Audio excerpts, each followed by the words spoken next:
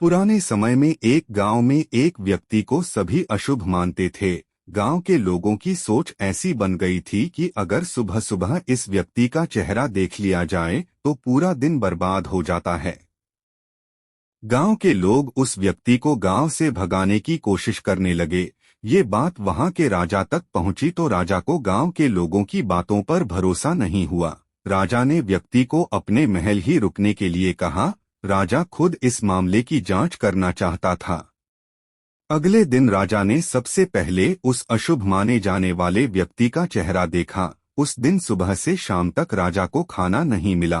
पूरे दिन उसे भूखे रहना पड़ा। शाम होते होते तो राजा को बहुत गुस्सा आ गया। उसने भी मान लिया कि वह व्यक्ति सचमुच अशुभ ही है।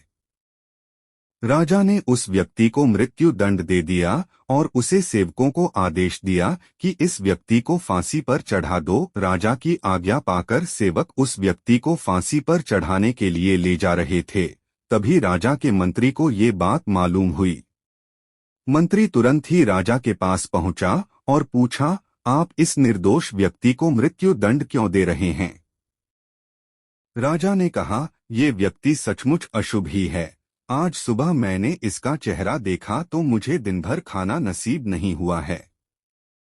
मंत्री ने कहा, राजन क्षमा करें, लेकिन इस व्यक्ति ने भी आज सुबह सबसे पहले आपका चेहरा देखा था। आपको तो सिर्फ खाना नहीं मिला, लेकिन इस व्यक्ति के प्राणों का संकट खड़ा हो गया है। अब आप ही सोचिए कौन ज्यादा अशुभ है।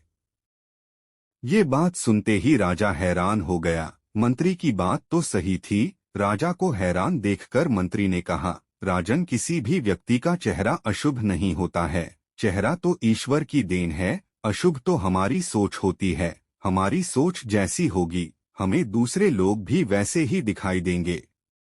राजा को मंत्री की बातें समझ आ गईं और राजा ने उस व्यक्ति को आजाद कर दिया।